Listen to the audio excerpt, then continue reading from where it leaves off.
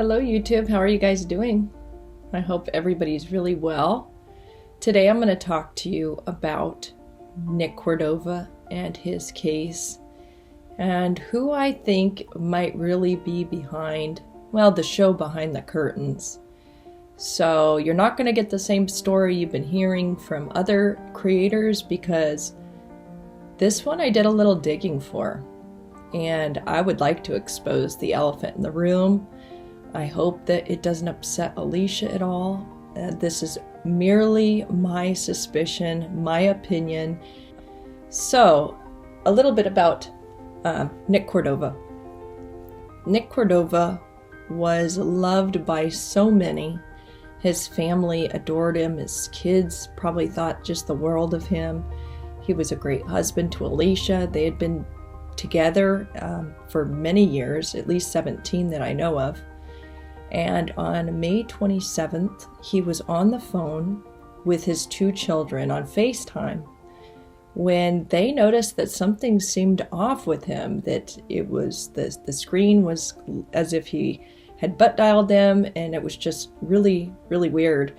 And so they were alarmed and called for their mom into the other room, and she came running to see the same, worrisome situation that they weren't sure what was going on. And so she was screaming into the phone, Nick, are you there? What's going on? That kind of thing.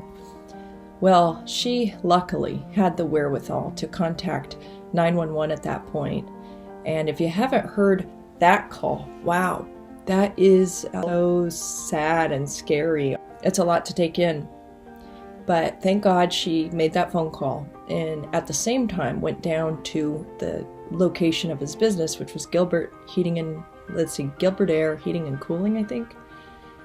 She went down to the business, and the police had already roped it off or taped it off. And when she ran up to them, she was like, is he okay? Did you have to take him to the hospital? Like, what's going on?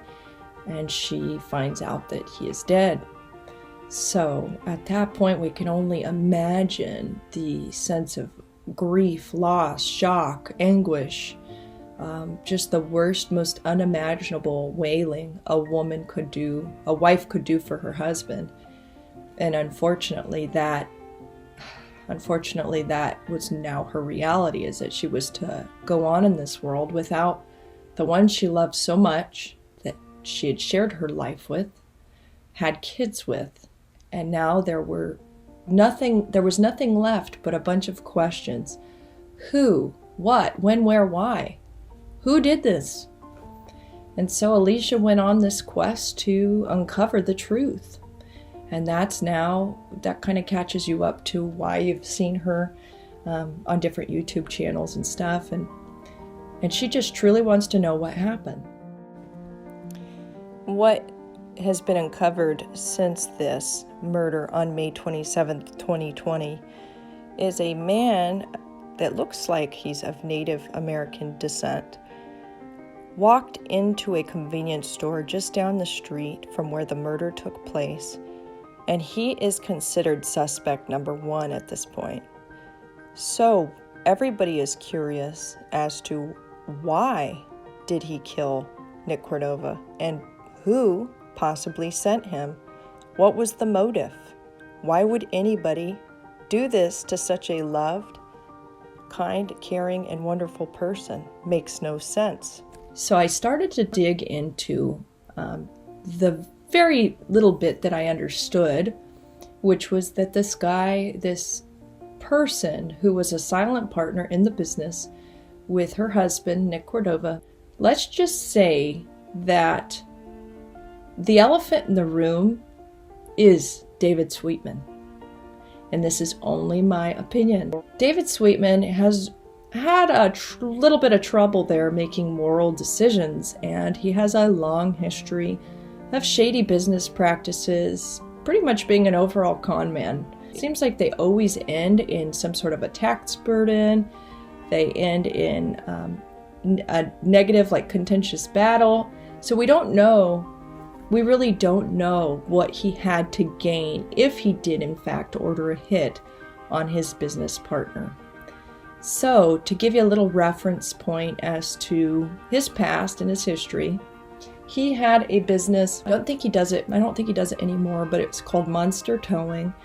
He also had an impound lot that he owned. So he would make money on both ends of this transaction. In Phoenix, Arizona, in the Tempe area, there's a place called Mill Avenue. Now it's located very close to Arizona State University, so you get the different walks of life that frequent that area. So you've got the students, but then you also have regular people like me, you, or whoever else. And so there is a Jack-in-a-Box down that little strip of area, and that's where David Sweetman would set up his little tow rig. And people who would walk into Jack-in-a-Box just to get some lunch or dinner, they would walk out to leave, and their car would be gone, missing without a trace. So what they would have to do is go to an undisclosed location, which he happened to own also. So again, making money on both sides of this deal, and pay generally at least $150. That was for just the tow alone.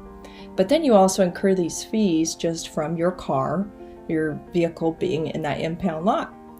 That upset a lot of natives to that area, and so much that somebody had published his picture on a website called The Dirty, which, if you know anything about The Dirty, it's basically a site where you can put anybody on blast for how they've wronged you. The Dirty. So here it is. It says David Michael Sweetman, and let's go ahead and read. The Dirty Army. For years, this scumbag evaded being posted on The Dirty until today. David Michael Sweetman runs a scam company called Monster Towing that illegally holds your car if you can't pay against state laws. Him and his scumbag employees prey on innocent people who go into Jack-in-a-Box on Mill and University to order a burger, and then when they come out and their car is gone without any warning from Adele Farag, the owner. He's a lowlife who got arrested, beating up his girlfriend. Oh, that is one thing I wanted to tell you guys, is there's suspicion that he has a love child even. So, don't know if that's true. I did see an extra child in the photo with he and his wife. Possibly does have a love child. I don't know. That could have been motivation for the ex-wife to no longer be in the picture. I'm not sure. Maybe she got wind of that. Anyway, please expose this trash to the Dirty Army. Now, anonymous here it says. This was written February 6, 2019, so this is a little more than a year ago right now. Year and a half ago. Really, is this what you live off? So this is probably a defender of his. Really, is this what you live off of? You seem to just shame people because you're ashamed of yourself. I know David. He's not a bad guy. Laura Sweetman wasn't bad either. But David did not murder her. She was found dead in a bathtub. There was no evidence of homicide. It was later figured out that she died of a heart attack. It seems like you're scumbag, really. Okay, bad English, bad grammar.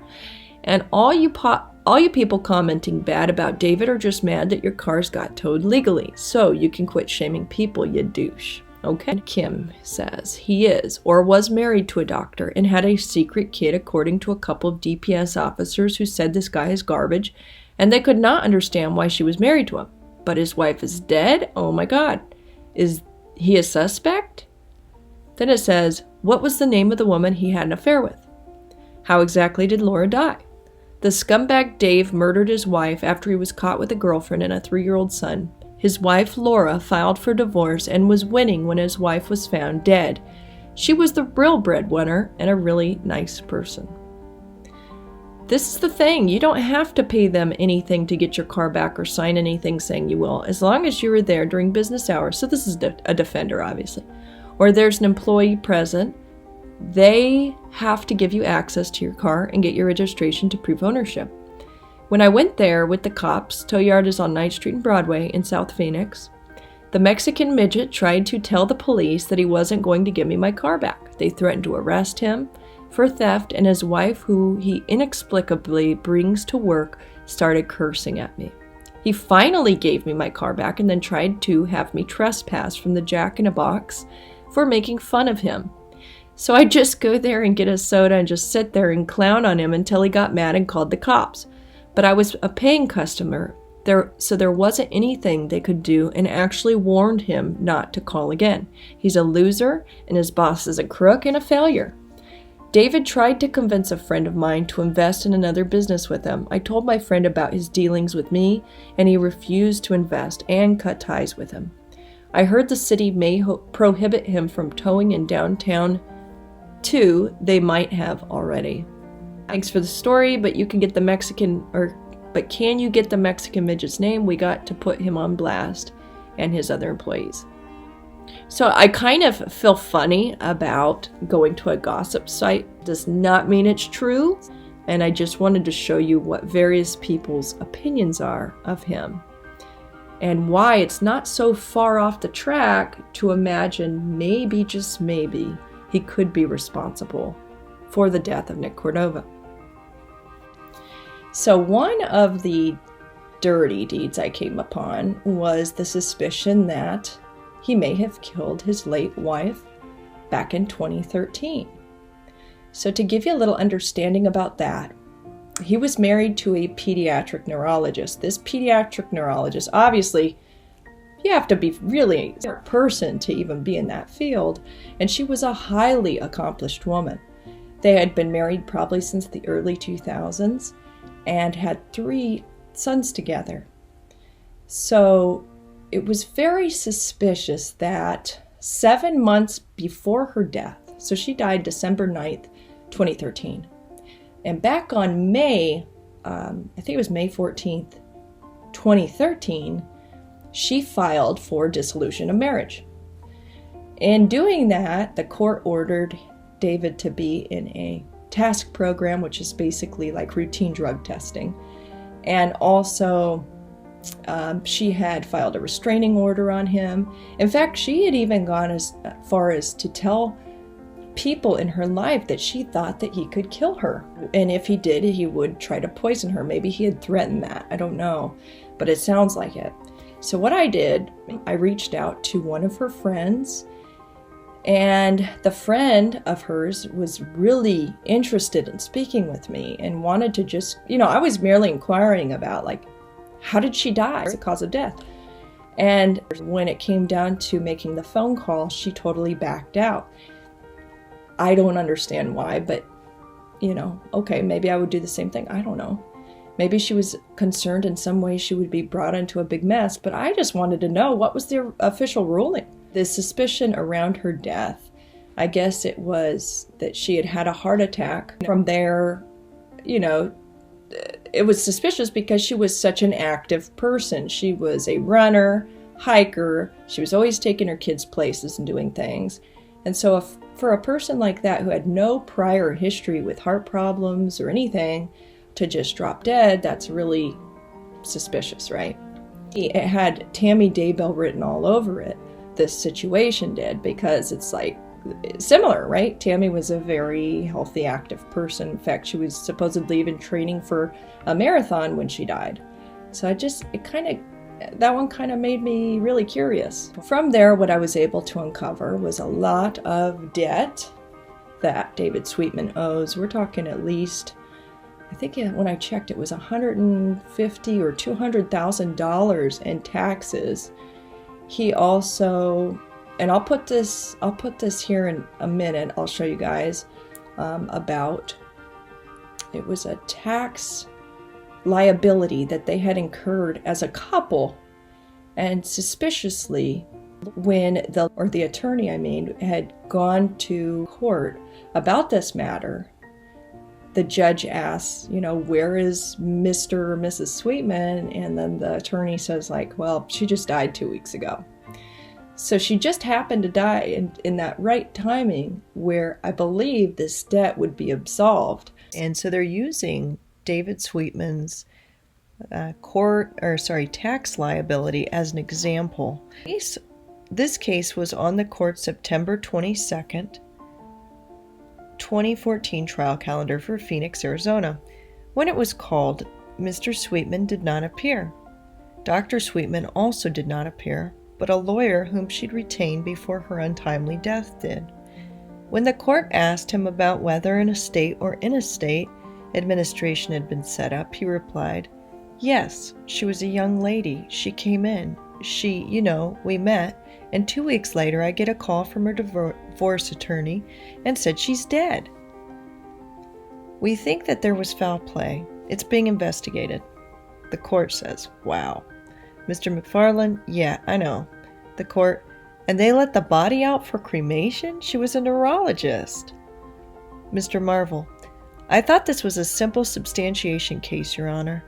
The court, she was in divorce proceedings? McFarland, yes. The court, oh, now I can see where that's going then. The court took under consideration various motions to dismiss the case or continue it. Since then, there has been no news of any completion of a murder investigation, and apparently no estate for Dr. Sweetman. The court is reluctant, however, to simply dismiss this case.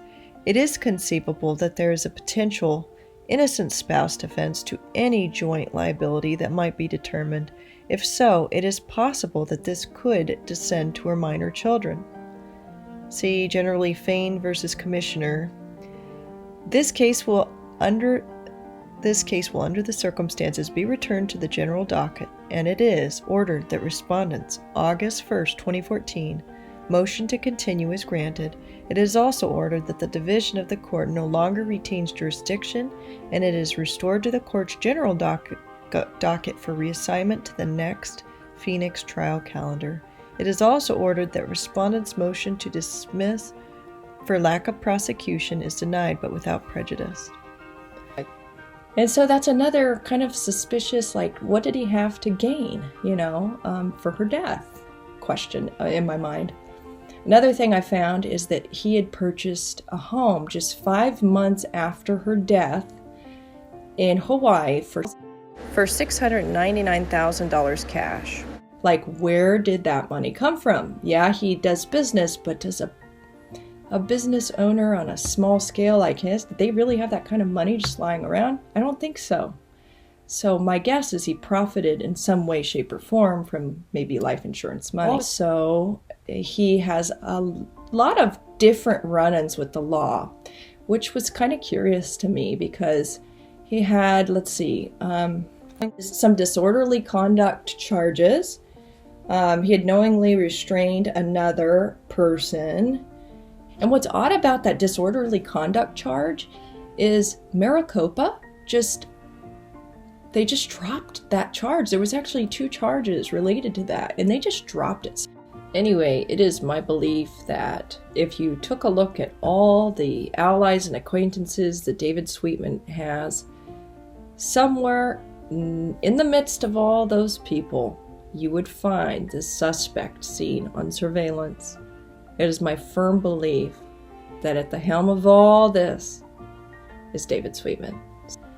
Justice for Nick Cordova is in the near future. I hope they find out exactly what happened and why. Anyway, take care. Bye.